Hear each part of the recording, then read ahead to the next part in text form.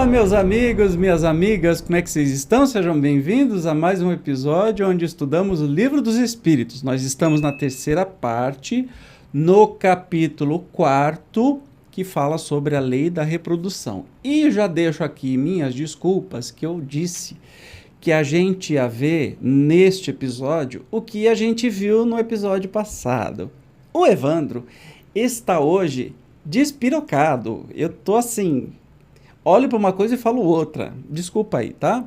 Mas o que vale é a intenção, eu acho que tá valendo um errinho no final do vídeo anterior. Hoje nós vamos falar sobre obstáculos à reprodução. Aê, isso sim. Então vamos lá. Questão 693. São contrários à lei da natureza as leis e os costumes humanos que têm por fim ou por efeito criar obstáculos à reprodução? Tudo o que embaraça a natureza em sua marcha é contrário à lei geral. Entretanto, há espécies de seres vivos, animais e plantas, cuja reprodução indefinida seria nociva a outras espécies e das quais o próprio homem acabaria por ser vítima. Pratica ele ato repreensível impedindo essa reprodução? Deus concedeu ao homem, sobre todos os seres vivos, um poder de que ele deve usar, sem abusar. Pode, pois, regular a reprodução, de acordo com as necessidades. Não deve opor-se-lhe sem necessidade. A ação inteligente do homem é um contrapeso que Deus dispôs para restabelecer o equilíbrio entre as forças da natureza e é ainda isso que o distingue dos animais, porque ele obra com conhecimento de causa. Os mesmos animais, porém, também concorrem para a existência desse equilíbrio, porquanto o instinto de destruição que lhes foi dado faz com que, provendo a própria conservação, obstem ao desenvolvimento excessivo, quizá perigoso, das espécies animais e vegetais de que se alimentam. Você entendeu as perguntas, né? Então, assim, se é algum problema você impedir reprodução, eu entendo assim, da natureza e também até humana. Mas aí diz assim, tudo que contraria a natureza é problema. Mas aí Kardec capricha na subpergunta e diz assim, mas e se tem uma espécie, por exemplo, que está super populosa? Se o homem fizer, hoje em dia, castração de animais de rua, por exemplo. Está sendo contra a natureza? Na verdade, o homem como co-criador tem esta liberdade, este livre-arbítrio de saber fazer o que é bom. E aí entra também a própria reprodução humana, né? Ao contrário do que eu acho que até hoje a igreja fala, que é contra contraceptivos, por exemplo, o que é um absurdo, já que o sexo não foi feito só para procriação, e sim para o prazer também, é uma energia criativa, a gente já viu isso em outros estudos. A questão de programar se você quer ter filho ou não, que mal há nisso, né?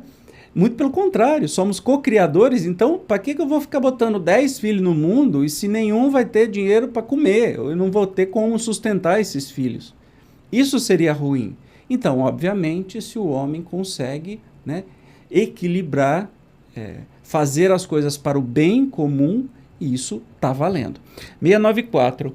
Que se deve pensar dos usos cujo efeito consiste em obstar, ou seja, bloquear a reprodução para a satisfação da sensualidade. Isso prova a predominância do corpo sobre a alma e quanto o homem é material.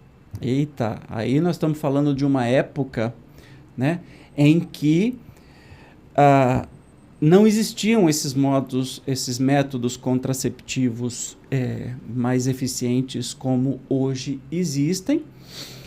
E, nitidamente, estes espíritos estão falando sobre a questão de não procriar para viver na sensualidade. Eu acho que até isso, hoje em dia, os espíritos dariam uma resposta diferente, né? Porque, na verdade, a gente evolui, e evolui na pauta de costumes também, né?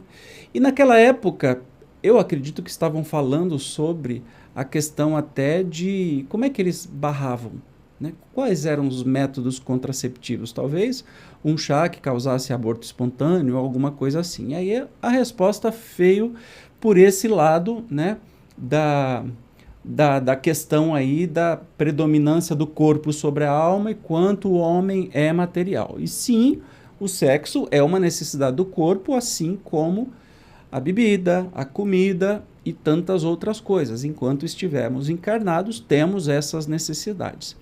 E aí, no próximo programa, vamos falar sobre casamento e celibato, o que os espíritos naquela época pensavam, né, sobre isso, sempre lembrando que Kardec nos diz assim, quando a ciência fala uma coisa, a evolução da sociedade fala uma coisa, o espiritismo fica para trás, é para deixar o espiritismo e ir com a evolução da sociedade. Não estou dizendo que o espiritismo é inválido, muito pelo contrário. Você não estaria fazendo tanto estudo assim, eu acho que é divino. Mas nós temos que nos atentar que isso foi 1850 e pouco, né? Então havia uma outra concepção de sexualidade, de sexo, de casamento. Não existia divórcio na época, né? Não podia. Então, e Kardec e os espíritos já foram muito mais avançados, dizendo que ninguém tinha obrigação de ficar casado ou conviver com quem quer que seja, né? Então, eu acredito que é mais nesse sentido que foi a resposta. Bom, vamos descobrir no próximo episódio sobre casamento e celibato. Eu te espero como sempre. Até lá. Tchau.